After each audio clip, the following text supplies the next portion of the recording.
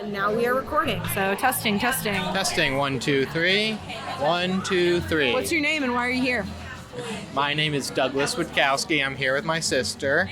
But why are you here? Why are we here? For beer. Have a drink. I recorded this little snippet back in April on a cloudy day out in the hill country of Texas. Yeah, so we are here at Family Business Brewing Company, FBBC, better known as Jensen's Brewery. It's actually called Family Business Beer Company, not brewing. And while I'd like to blame inebriation for the misspeak, it was still much too early in the night to make that excuse. It just opened. Average. We've got our first drink. We're sitting outside because it's loud as hell inside, but Yes. it's overcast. High ceiling of clouds. Looks like it could rain, but not imminently. Like, it needs to get a lot darker if I was going to think it's going to rain. On that day in April, we had arrived promptly at 6 p.m. for a members-only private event, better known as the Family Reunion.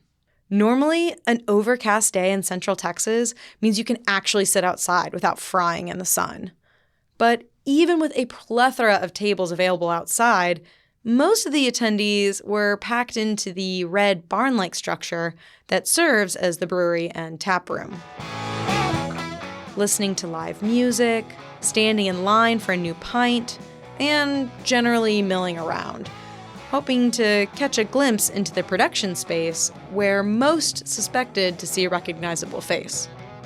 Of course, not everyone was straining to sneak a peek at Jensen Ackles. We cater to a variety of different people. Of course, a lot of the locals have no idea about the affiliation with Jensen or the show or anything along that line, and we love that too. Meet Gino. My name is Gino. I'm the CEO at Family Business Beer Company. While fandom folks might refer to the brewery as Jensen's project, that's not really the case. But yeah, the name Family Business is kind of twofold. So originally the founding members were Daniil and Jensen Ackles, my parents, Ed and Debbie Grawl, and then myself. And so those were the original family members. The brewery was Gino's conception, supported by his parents, his sister Daniil, and his brother-in-law Jensen. So today on In Defense of Fandom, I want to take a peek into what it's like to be on the other side of fandom. What's it like to have family go in with you on this venture like starting up a brewery? And how does having a famous brother-in-law affect the business?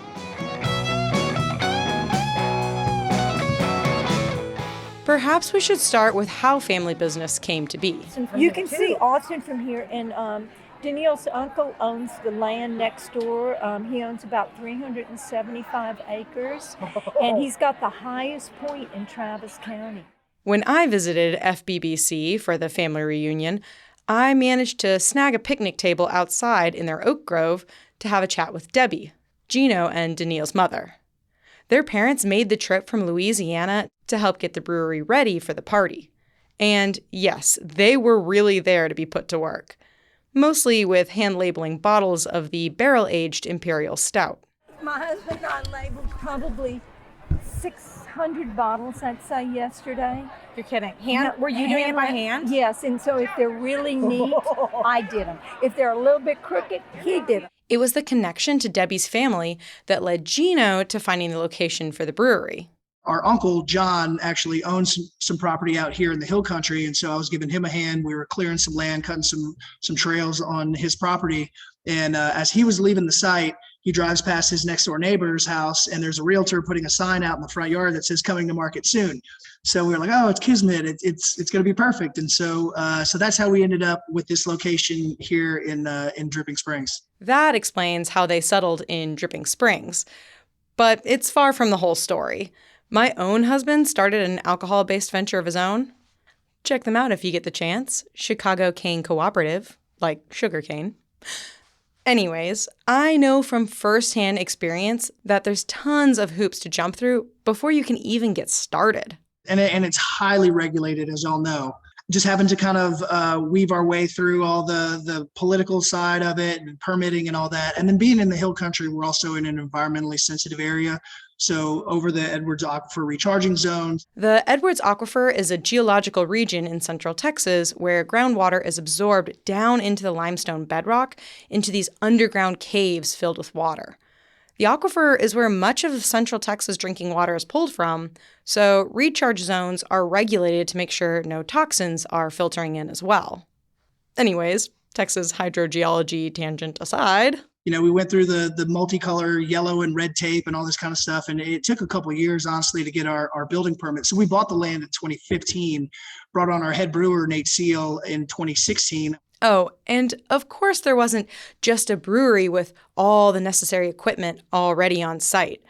Debbie and her husband were there from the beginning to help turn a ranch property into a brewery destination. I was on a tractor. I brought my tractor and I was in that field where people park for 29 days, bush hogging and picking up rocks. So it's a big wall that I made that rock. Everybody, Gino cut hundreds of limbs off of branches of trees and everything. And then we bush hogged all back in here and we really got it. Everybody pitched in. And like I said, Danielle's planting plants, Jensen's putting lights up. Yeah, everybody's doing something, Oh, and I should mention, the property wasn't exactly unoccupied. But she didn't take the horses, and it was like, okay. Well, there was corrals, and there was all kinds. I mean, it was a real farm with, a real ranch, I should say, with animals. But it was just, they had 3 horses here, and it was like, okay. So I don't know anything about horses, but I know they need to eat. The previous owner had sold the land and moved away, but she had left several horses behind on the property, including one that was very pregnant. She was a mare, a breed mare, and she was just as wild as she could be, and she was this wide. She was so pregnant. Mm-hmm. It was like, okay, we need to figure out this because we're not horsey people. I'm not sure it was ever Gino's intention, but Debbie's first thought was that having animals could be a fun added attraction. We at first thought, it'd be so sweet. The kids could pet the horses. A little petting zoo in the back of the brewery. Yeah, we'll get all kind of goats and stuff like that. And then we started thinking, maybe that's not such a good idea. People drinking and horses and kids. And after some family deliberation, Danielle came up with a better solution. Danielle thought about this and said, Mom, there's a place that takes horses for handicapped children. So why don't we donate these animals? So that's what we did. We donated the horse and the baby. She also had about a 1-year-old baby. And so that one was named Lucky. I don't remember the mom's name. They were all registered Appaloosa horses. Gotta say, I'm a little jealous that I never got to visit the horses, but I agree they might not be best paired with a lot of day drinking, so... Anyways, back on the brewery side, Gino at least had the old owner's home to use as a base of operations, as he and head brewer Nate set up how the brewery would be built and organized. I was actually living upstairs, so I could oversee the build out, the building and all that. And then, just come downstairs in the morning. Nate was an early bird, so he'd always be there. And then, we just sit there across the table from each other and just, start building this brewery on our heads because we didn't have the permits yet. And so we spent at least, it was almost 2 years. Finally, in January of 2018, Family Business Beer Company opened their doors. So that's the tightly abbreviated story of how FBBC started. But to clarify, I knew literally none of this the first time I visited Family Business. I think it was in the fall of 2019 over Thanksgiving break with my family. Our original plans for a pre-dinner drink fell through, and I found a new brewery on Google Maps that was a barely 15-minute drive from my childhood home. We rolled in, enjoyed a beer or two, and heard the bartender tell us about how the brewery was co-owned by a famous actor. To which I simply shrugged and went about enjoying my drink.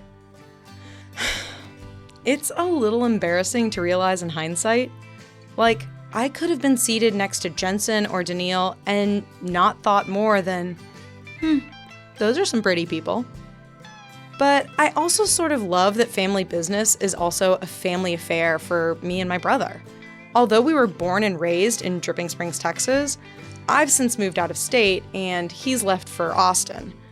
But now every time I'm in town, we make it a point to go to Family Business. It's become our sibling reunion spot. We've been there for crawfish and a pre-wedding welcome party. We've sat on the patio in sweltering summer days and rainy post-holiday winter evenings. It's become our spot where we can order a flight and sit for hours, just catching up on each other's lives. And sometimes those mini reunions, when we visited for the crawfish boil last year, can get a little crazy. Then again, if you've been listening to this podcast all about the supernatural fandom, I'm sure you can see why. Actually, opening day of FBBC is a perfect example of what I'm talking about. I'll let Gino tell the story. We finally got the space finished out as best we could and decided we were going to do kind of a soft, semi-quiet opening. And so I think with maybe 2 or 3 days notice, we kind of whispered out on the internet like, hey, we're gonna open our doors on this day for a soft opening. We were still running around kind of trying to put the finishing touches on the tap room and get everything organized before we opened the door. But we could see that there were a few people out there. We had no idea there was 1,000 people standing outside the door on day one. We opened the doors and we're like, hey, welcome everybody. Turns out when you have a famous sister and brother-in-law, you might just get bum rushed as soon as fans hear about the new tap room. Apparently, the line didn't just go out the door. It basically went down the street. Oh my God. It was like 4 or 5 across and it went all the way down about a 40-foot handicap ramp and staircase and then all the way down the driveway to Hamilton Pool Road. It was bananas. Getting lots of business when you first launch is good. It's great, in fact. But not when you're expecting a small soft launch and now suddenly have piles of thirsty customers waiting to try the new brews. I think we had maybe 6 people that were here ready to work, Danielle included. And we had 2 little iPads that we were going to ring people up, this particular point of sale, I think, was more for like a very casual, laid back coffee shop, not a high volume, what to the walls kind of just insanity right off the bat. And of course, one of the computers goes down immediately because something in some big technical tower in the back office got unplugged. So no working technology, not many people manning the taps, and a sea of people to get through. Gino and the team quickly pivoted. We're like, okay, we'll do a cash bar. So, but who has cash these days, or even back in 2018. So we had a small group of people that got to kind of cut the line, but it was absolute and utter chaos. And to this day, when I meet people and they're like, oh yeah, man, I was there for the opening weekend. I'm like, I am so freaking sorry. Not to be constantly drawing comparisons, but I remember the launch party for my husband's rum distillery. He wanted to be sure to get the word out, but we ended up with way more people than there were seats at the bar, or even allowed space in the building. We had friends seated on the patio as it snowed for that February launch party. So I can relate to Gino's experience at least a tiny bit. We ended up actually hiring 2 people out of the tap room, like literally Jensen's like, we need some help. And 2 guys stood up, Marvis Dixon and Doc Renfro, both ex-military guys. So, you can always count on them. And both of them worked for us for years afterwards, from literally hired on the spot. And man, we were so thankful. It does seem to have settled out into a more regular flow since that initial flood. And if you're a fan who hasn't been out to Family Business Beer Company, you might be wondering what the vibe of the place is. Besides the name having a twofold meaning, the taproom and surrounding grounds aren't covered in SPN paraphernalia. The interior is stained wood with high-top benches and tables in an open, airy space. There's no baby, not usually, no angel blades, and honestly, nothing that would give it away to the normies. And that's on purpose. And so that was a pretty serious conversation that we had early on. And, Jensen and I were definitely eye to eye on that one. From people that aren't in the fandom, it could be viewed as like, oh, it's just kind of a gimmick type of brewery. And, our passion about beer was rock solid, and really just making real high quality beer was the utmost importance. Family Business Beer Company is about the beer, showing off the interesting and unique brews and how they fit into an already crowded craft beer scene around the Austin area. We wanted to make sure that there was a clear definition between what the brewery does as far as making high quality beers and having that built-in fan base. Family business just happens to get a little family help. We do have that element of, celebrity status with Jensen and that kind of stuff. But moving into a city that's known for its craft beer industry, we wanted to make sure that it was understood right out of the gate that the beer was the rock star. I just have to cut in here and say that it wasn't always the case for Central Texas. As someone who was born and raised out in Dripping Springs, aka Drip, when it was a one-stoplight town, we had all sorts of liquor prohibitions on the books, and it was hard to find a decent beer at the grocery store. In fact, my dad used to homebrew beer for himself and make root beer for us kids to make up for the lack of options. But I digress. The Austin area now has a well-established craft beer scene that family business has to compete in on their own merits. And I think they definitely hold their own. They certainly have the regulars to show for it. We built our base of regulars that live out here and people that have moved out to the area that come out and just love the beer and the space and the pizza and all that. And it's funny, every once in a while when Jensen's here, he might be out in the Grove and he's got his sunglasses and hat and all that kind of stuff. And somebody's like, I think that's him. So they'll walk over and be like, excuse me, Mr. Ackles. And then when one person sees that, contact has been made, somebody's initiated contact, then 2 or 3 people. And then all of a sudden you've got this line of people waiting to talk to this one guy. And the regulars are like, what the hell is going on here? Back to the fandom aspect. We had to start bolting them down to the ground and concrete blocks and that kind of stuff. So there are a few people out there, they might be listening right now, that we would love that sign back. Apparently, the original sign for the brewery on Hamilton Pool Road was a hand-painted creation by Daniil, and it walked off the property, never to return. It's a bit like the real Abbey Road having no street signs because they keep getting stolen. Apparently, the SPN family has a few members with sticky fingers. It also explains why when I had Misha Collins sign a metal beer sign that I bought at Family Business, he asked if I had stolen it. I later told Jensen what Misha said, and he just laughed. We had branded glassware. So we wanted, when people came in, they could see the Family Business logo on the glassware, not realizing that, with about 8 people working and everybody's running around in the tap room, taking care of beers, busting tables, that I think it was 1,100 pieces of glassware just happened to walk off the property.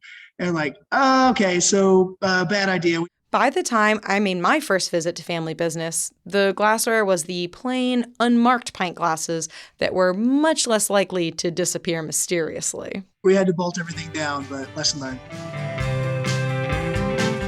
The upside of having so many fans of Supernatural turn up is the brewery gets visitors from all over. We normally say that they've made a pilgrimage from wherever they come from, but we've had people from New Zealand, Australia, India, Pakistan, all over the UK, Switzerland, Ireland, Scotland, Germany, France. I mean, you name it, and we probably had somebody here. We were talking about maybe putting up a big map on the wall where people could put push pins of where they're from, but all different types of people from all over the world, all different types of walks of life. Gino's mom, Debbie, agreed. Every time we come out here, we meet different fans that have come. People come from literally all over the world. Back to Gino. And we still have a ton of people that live in Dripping Springs that have never heard of us. So we're almost kind of like an undiscovered gem for a lot of the locals, but are sought out by others. And because they get sought out by fans of Supernatural, or The Boys, or Big Sky. Anyways, because Family Business is a destination for many fans, they end up with a lot more folks who aren't beer drinkers coming in. Or at least aren't beer drinkers yet. That was something that we understood pretty early on, is that a lot of people that were coming out here were coming to see Jensen's Brewery and kind of experience it firsthand, and a lot of them weren't really familiar with craft beer. So we kind of took that responsibility seriously, that, hey, we are going to be that first beer that they try that's craft beer. Even Debbie said she wasn't much of a beer drinker. I'm a single malt Scotch whiskey person. But part of being a brewery is about introducing people to new beers they've never tried before, or even just the different categories of beer to begin with. And as the craft beer scene has grown, folks like Family Business have learned how to present new beers for a novice audience. When you go to a winery, you hear the story about, these different wines. And then by the time you get to try them, you really appreciate the time and the creativity and the passion that went into them. And so it's the exact same thing with beer. But yeah, we took that responsibility seriously to make sure that we were going to be good stewards for the craft beer industry. Non-beer drinkers might assume that all beer tastes like the cheap lagers they first tried at a college party or snuck from their parents' fridge. But there are so many different styles of beer.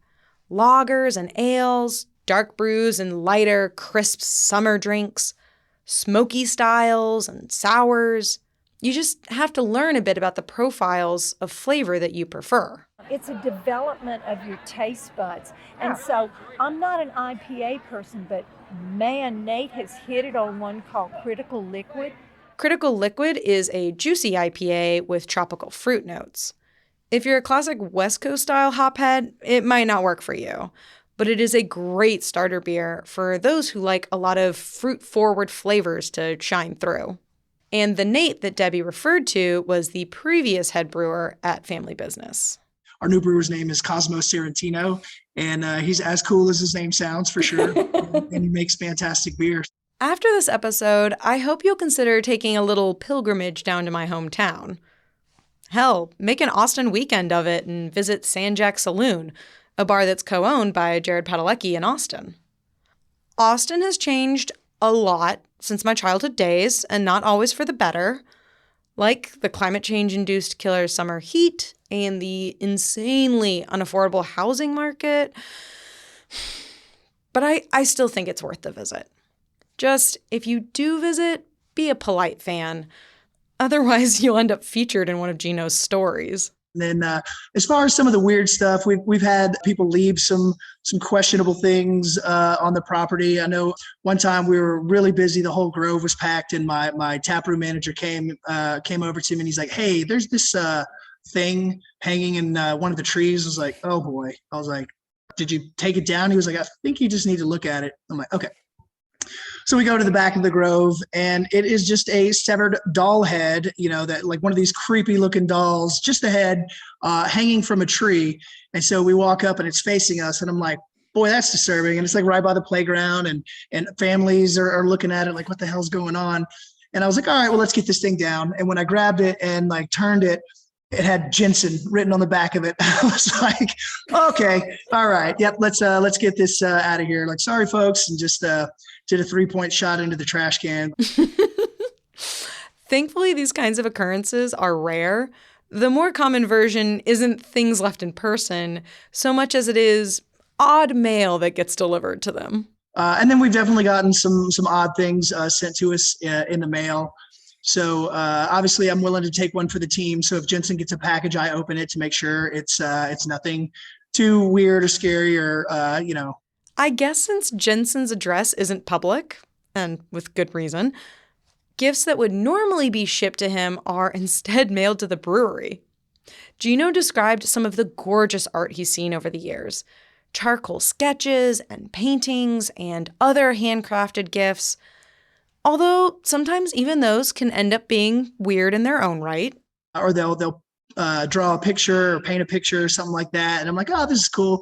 And I turn around, there's like a clipping of hair like taped to the back of it. Like, all right, once again. Rather than just trashing these packages, Gino and his staff decided to put them on display. Just not for public viewing.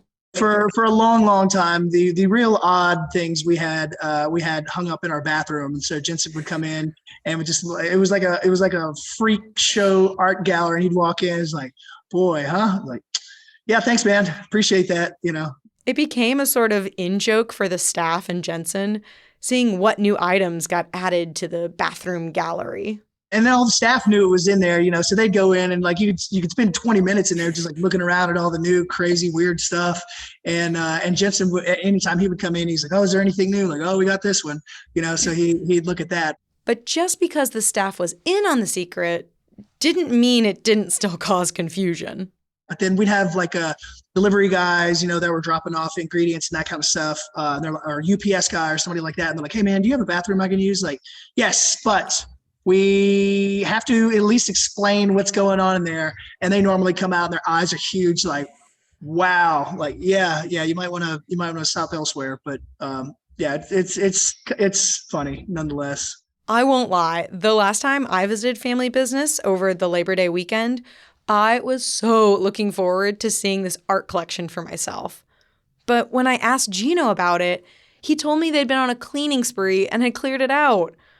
There was a picture of Gino, Daniil, and Jensen with googly eyes glued on, but none of the other art made it, sadly. That said, while the staff bathroom is no longer a gallery of the weird, that actually presents us with a unique opportunity. After chatting with Gino, he agreed to let me run a little contest. You can send your best, your weirdest, your most creative fan art to the brewery. I'll have the address written in the show notes. You must tie the piece back to the Family Business Beer Company in some fashion, whether that be using their logo, slogan, or some of the other design elements. Gino and a panel of judges that he selects will be in charge of determining the winners. Besides having your art proudly displayed in the new bathroom art gallery, winners are also going to get a swag prize from the brewery. So make sure that you send in your art by December 15th to be eligible to win. And seriously, guys, let's make it weird.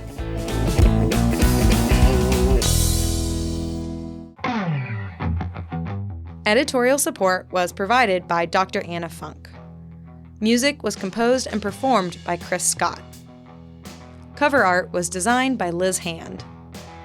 Thanks to One Crafty Chickadee, Ditch Lily Tiger, Wayward Photographer, Meg, Rupert Gaze, Danny, and Marissa for supporting the show through Ko-fi. In Defense of Fandom was made possible through an unhealthy obsession and your support via Ko-fi. If you're not already supporting the show and you'd like to, you can find a link in the show notes to our Ko-fi. Your support is deeply appreciated. Oh, and don't forget, if you donate any amount on the Ko-fi, you'll get access to some of the full, raw interviews conducted during this season. The conversation with Rachel Miner is already out, as is the full interview with Billy Moran and Steve Norton of Loud and Swain.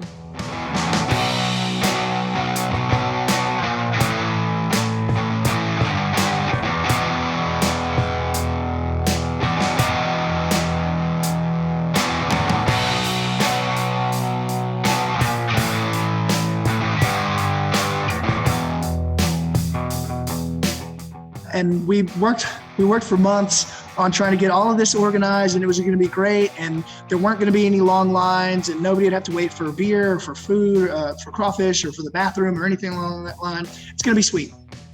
And then Jensen went online and he was like, well, if you're down in Austin, Texas, come on out to the crawfish boil. I know I'm going to eat 20 pounds. And all that went out the window. We got destroyed. And we're sitting there with our face in our hands like, oh my God, once again. I like that you're like, there's this weird dichotomy of like, we would like to have big groups, but not that big. So Jensen's not allowed to tweet anymore. Like no more. Oh yeah, no, we took his phone away from him. He's not allowed anymore.